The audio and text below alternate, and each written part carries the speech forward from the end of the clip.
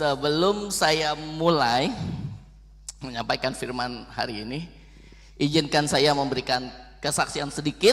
Ini pribadi yang membentuk saya beberapa minggu hari ini. Ya. Sekitar 3 atau 4 minggu yang lalu, saya harus dirawat di rumah sakit karena batu ginjal. Nah, di tengah saya sakit itu hanya gembala yang tahu. Pak Rusdi jenguk saya dan di situ kita ngobrol dan beliau sempat menyampaikan kalau saya bisa untuk doing firman untuk hari ini. Saya selalu percaya saya itu kalau grab saya harus doing it gitu. Saya langsung yes. Ready nggak ready saya yes. Jauh-jauh sebelumnya saya udah dikasih tahu. Jadi saya ingin memberikan yang terbaik buat Tuhan ya. Jadi saya cukup lama mempersiapkannya. Dan saya juga minggu lalu pas Cihatin, pendeta Hatin ini membawakan firman, saya sempat sharing sedikit. Oh, Cihatin ini kayaknya Tuhan mau bicara ini nih. Ini kayaknya sama nih kita punya firman Tuhan ya. Saya jadi udah susun secara rapi, udah susun baik. Tapi Jumat kemarin subuh-subuh, biasa saya renungan jam 3, Roh Kudus mengingatkan saya dengan jelas bahwa khotbah yang udah disiapkan 2 minggu lalu udah cerita, udah sharing ke Pak Rusdi kira-kira bawahnya ini disuruh diubah. Sempat panik, tapi karena of course panik karena saya merasa udah disiapin baik, udah siapin matang, menurut saya udah pas, tiba-tiba disuruh ubah ya. Tapi saya diingatkan, firman ini bukan tentang apa yang saya anggap siap, tapi apa yang Tuhan mau sampaikan. Saya sempat bergumul karena kebenaran firman yang baru ini terasa sangat pribadi. Jadi Tuhan itu sedang menegur saya duluan. Saya sempat tanya, Tuhan, kalau ini firman buat saya sendiri, bagaimana saya sampaikan ke jemaat? Tapi saya percaya Tuhan itu menjawab. Waktu saya bergumul, saya dapat kata-kata ini, cukup dirimu dengan anugerahku, sebab justru dalam kelemahanmu lah kuasaku dinyatakan. Begitu saya mendengar kata itu, saya bilang oke Tuhan, apa yang kamu mau sampaikan kamu udah siapkan. Jadi saudara, firman hari ini bukan dari konsep yang rapi, saya buru-buru. Dari perjumpaan pribadi saya dalam kelemahan saya. Jadi saya percaya Tuhan kalau udah ubah jalurnya apa yang saya mau sampaikan, karena saya percaya ada beberapa orang di sini di ruangan ini yang perlu mendengar apa yang saya sampaikan, bukan dari saya tapi dari Bapak sendiri. Judul khotbah saya hari ini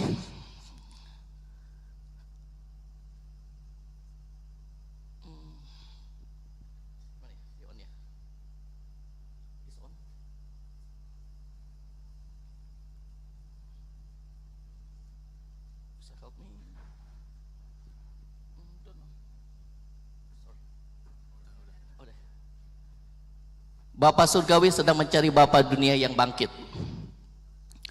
Ini ayat utamanya Efesus 6 ayat 4. Kalau kita bisa baca bersama-sama 1, 2, 3. Dan kamu bapak-bapak, jangan bangkitkan amarah di dalam hati anak-anakmu, tetapi didiklah mereka di jalan ajaran dan nasihat Tuhan.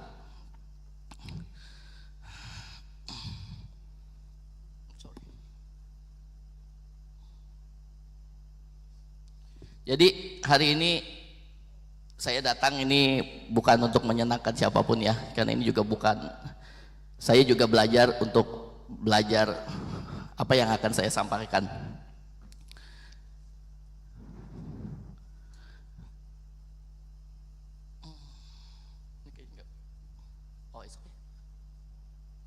Oke. Ini Tuhan mau bangkitlah kembali sosok Bapak rohani di rumah. Kita sering menyalahkan anak-anak kita ya. Zaman sekarang apa biasanya? Kurang hormat, tidak takut Tuhan, suka melawan. Tapi mari sekarang kita tanya pribadi kita masing-masing. Apakah di rumah anak-anak punya bapak yang betul berlutut di hadapan Tuhan? Kalau kita ingin anak-anak kita nggak melawan, nggak mau hormat kita, apakah kita udah berlutut di depan Tuhan? Apakah ibu-ibu udah mendukung suami jadi imam? Bukan cuma suruh kerja keras suaminya. Ya. Teladan di rumah. Anak tidak akan tumbuh takut Tuhan kalau tidak melihat teladan di rumah. Ya. Saya kasih contoh di sini Daud dan Salomo. Daud bukan bapak yang sempurna, tapi bertobat hidup jujur di hadapan Tuhan. Kalau ada di 1 Raja-Raja 3 ayat 6, kalau boleh ditampilkan.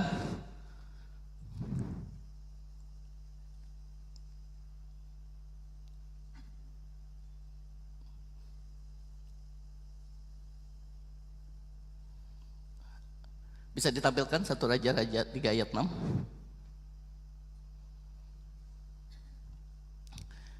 Lalu Salomo berkata, engkaulah yang telah menunjukkan kasih setiamu yang besar kepada hambamu Daud, ayahku, sebab ia hidup di hadapanmu dengan setia, benar dan jujur terhadap engkau, dan engkau telah menjamin kepadanya kasih setia yang besar dengan memberikan kepadanya seorang yang duduk di tata seperti pada hari ini. Di sini terlihat sekali bahwa Salomo itu menghormati Daud, bukan karena Daud sempurna, tapi karena dia hidup dengan hati yang jujur di hadapan Tuhan. Jadi intinya hari ini bapak mau dihormati tapi tidak menunjukkan hidup yang layak dihormati. Banyak ibu membiarkan anaknya bertumbuh disuapi hiburan, bukan dididik, disuapin gadget, bukan disuapin iman. Jadi orang tua tidak membawa anak ke hadapan Tuhan, sedang dibawa kemana? Ke dunia. Jadi kita nggak ngajarin dia, kita kasih gadget, mereka nonton YouTube whatever dia tonton. Yang ngajarin mereka bukan kita, yang mengajari mereka dunia. Anak pintar lewat YouTube ada, tapi anak bisa badung juga lewat YouTube.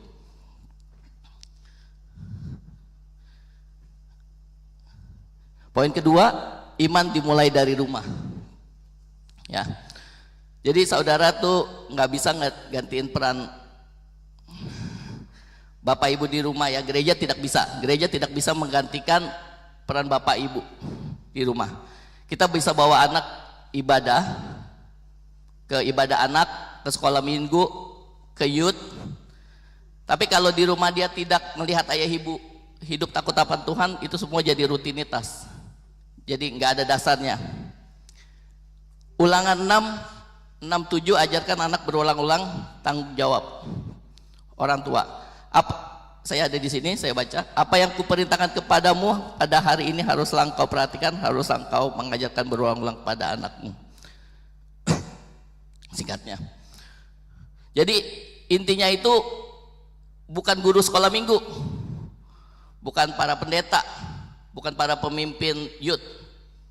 Tapi tugas mendidik anak dalam iman itu dimulai dari rumah, bukan dari gereja. Ya ini ulangan 6:7. Kalau bisa kita baca sama-sama, ini good.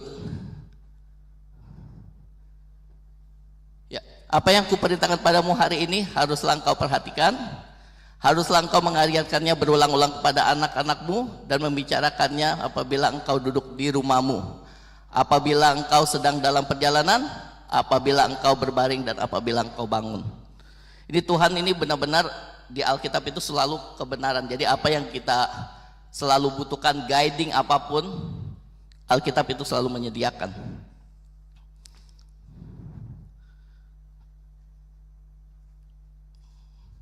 Jadi bangun bapak dan ibu, ya. Ini waktu udah terlalu genting loh. Kita ini waktunya, dunia ini semakin jahat ya. Setan itu serius loh merebut hati anak-anak kita. Dia nggak mau kalau anak-anak kita itu dekat sama kita. Dia nggak mau tuh anak-anak kita itu belajar firman Tuhan.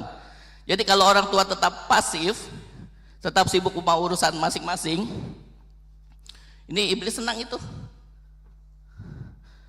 Jadi jangan heran tuh kalau anak mengenal dunia lebih dalam dari dia mengenal Tuhan. Ya. Jadi kepada para bapak nih, saya mau ngomong, kita dipanggil itu jadi tiang doa. ya, bukan cari nafkah yang banyak. Jadi jangan merasa bangga kalau kita itu bisa kerja lembur. Jangan merasa bangga kalau kita bisnis berhasil. Jangan merasa bangga kalau kita punya rumah gede, segala kebutuhan berhasil gitu ya. Tapi kita nggak pernah mimpin doa di rumah. Ya, para ibu jadi penolong bukan pengkritik. Dukung suami sebagai imam keluarga. Jadi para ibu nih dia panggil itu untuk menjadi penolong, peneguh, bukan kritik, bukan ngeluh, bukan ngobrol.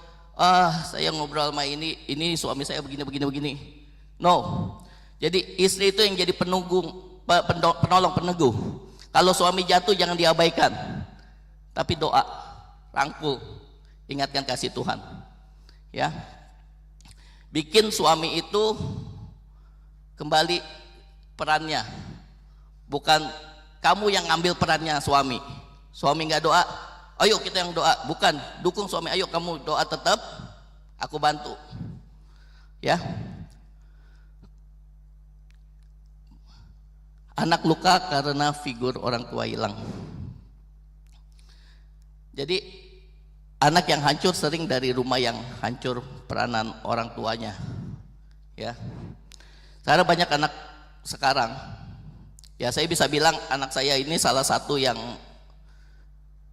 luka batin. Karena kenapa? Saya dulu suka marah-marah.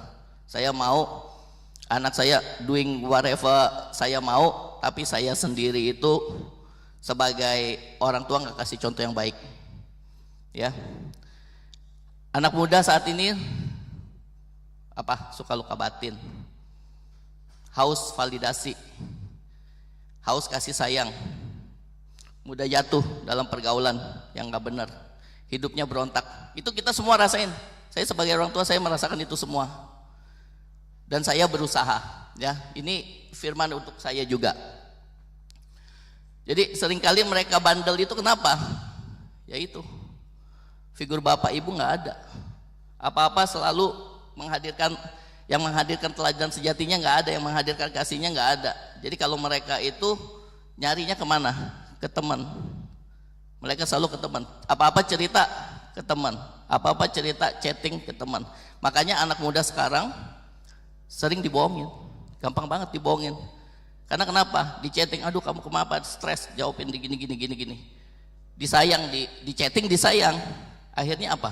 Mereka lebih ngobrol sama orang yang nggak dikenal di chatting daripada ke orang tua. Ya. Mazmur 127:35. Anak adalah pusaka Tuhan. Kalau bisa dikasih lihat, kita nggak perlu baca, cuma kasih lihat aja. Jadi kita bisa baca sendiri.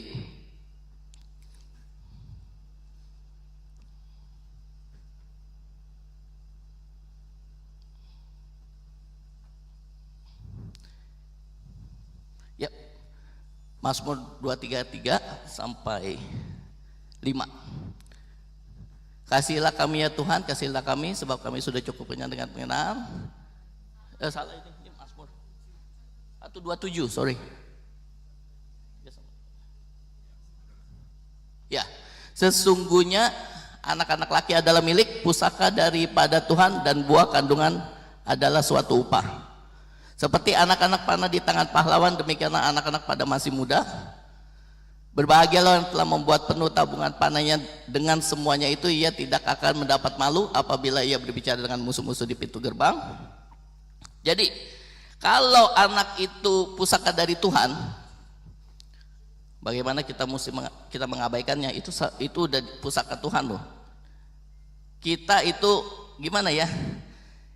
Itu pusaka, tapi kita kasih tanggung jawab anak-anak kita itu di gadget, di sekolah, di gereja semata. Anak nggak butuh rumah besar, tapi dia butuh hati ibu ayah yang terbuka. Ya, kalau kamu nggak meluk anak-anak kamu hari ini, ya dalam kasih Kristus, dunia yang meluk. Dunia meluknya pakai apa? Kebohongan. Semua yang di dunia ini, kebohongan ini enak-enak. Jadi anak-anak tuh gampang banget tergoda.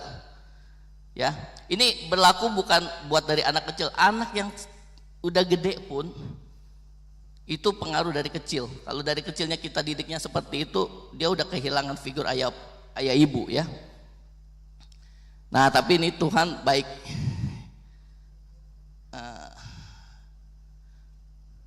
Tidak harus sempurna, tapi mau berubah. Ya, yang saya bilang itu Tuhan tidak cari orang tua sempurna, tapi yang mau dibentuk. Contoh tadi yang Daud Salomo. Tahu Daud itu berdosa besar, tapi dia buat tobat. Kisah Para Rasul 13:22 ya. Tuhan bilang Daud itu walaupun berdosa, dia bertobat, tapi Tuhan ngomong satu yang sangat bikin Salomo bangga. Apa? Kan Daud itu di Tuhan walaupun dia berdosa, dia bilang seseorang yang berkenan di hatiku itu Daud di mata Tuhan. Jadi kalau kamu hari ini merasa gagal sebagai orang tua, masih ada harapan. Karena kamu itu nggak boleh berhenti nunda lagi gitu loh. Jangan nunda pertobatan, jangan tunda perubahan. Ya, kita ini semua ingin berubah menjadi lebih baik ya. Kita harus ingat kalau Tuhan itu nggak butuh kita sempurna, tapi kita mau berubah ya. Ini ayatnya, kita bisa baca di situ.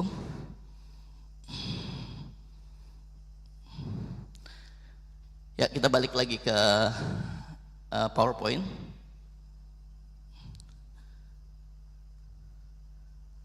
Sorry. Ya, peran ibu dalam iman. 2 Timotius 1:5, Timotius tumbuh karena iman ibu dan neneknya. Ya, seringkali kita pikir ibu itu bahwa bapak itu yang harus memimpin rohani keluarga. Benar, itu benar. Bapak itu harus memimpin rohani keluarga. Tapi bukan berarti ibu pasif, diam aja. Ya. Timothy jadi pelayan Tuhan itu peran ibu sama peran neneknya yang setia menanamkan iman. Ibu itu pengaruh rohani yang besar. Ya. Jadi kalau bisa dibilang ini, ibu itu tuh pengaruhnya sangat kuat membentuk karakter anak dari lewat kata-kata, dari kasih, dan dari doa. Doa sendiri itu sangat ya. Di saat ibu itu menangis, saat kita semua ibu-ibu ya benar-benar menaruh hati ke anak, benar-benar mau berlutut buat anak, Tuhan tuh akan bilang itu bergerak, Tuhan tuh akan mewujudkan gitu loh ya. Ini poin ke-6, bangun di atas batu. Keluarga itu bagaikan, kalau yang dibangun di atas Kristus itu bagaikan berdiri di tengah badai, itu tetap kuat ya. Batu ini firman ya. Yesus berkata Matius 7:24 bahwa orang yang membangun rumah di atas batu akan tetap berdiri walau hujan turun dan angin melanda ya. Badai zaman sekarang pasti datang, dan kita tahu dunia itu sangat buruk, makin buruk.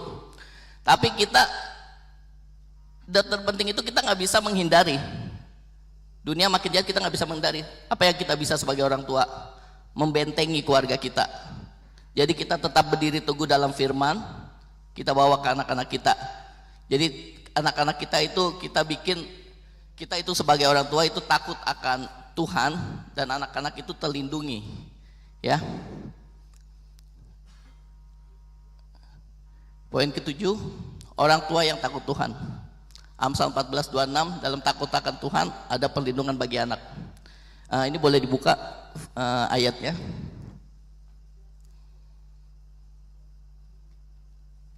Dalam takut akan Tuhan ada ketentraman yang besar, bahkan ada perlindungan bagi anak-anaknya. Ya. Jadi rumah tangga itu yang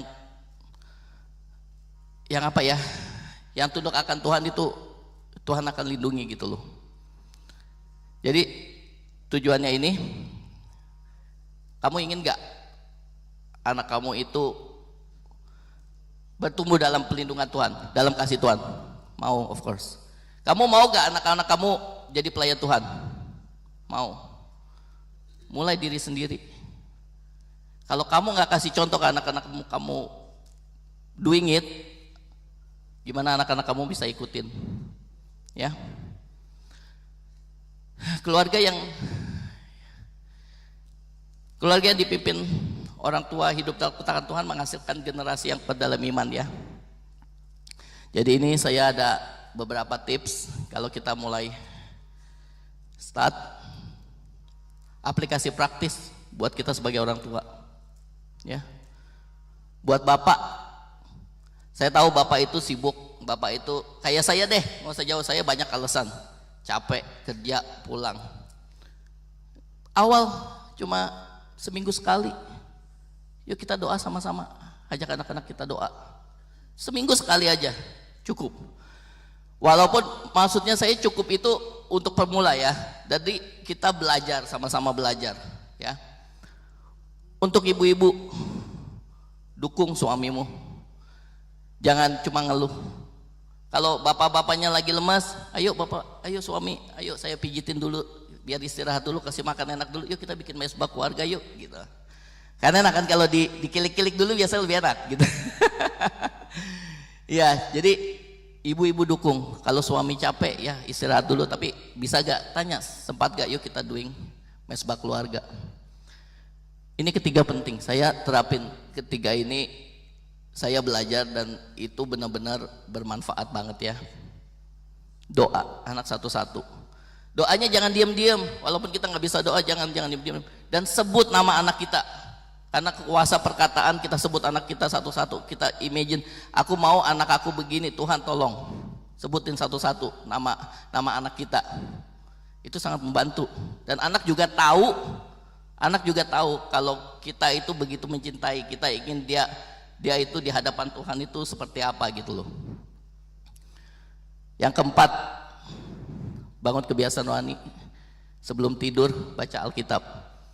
Saya yakin nih, bukan gimana ya, saya sendiri kan susah, saya yakin dari semua ada di sini, nomor 4 kelihatannya gampang kan, tapi belum tentu semua saya yakin doing it. Saya aja masih bolong-bolong, saya jujur, ya. Jadi sekarang nih, saya minta tolong pemusik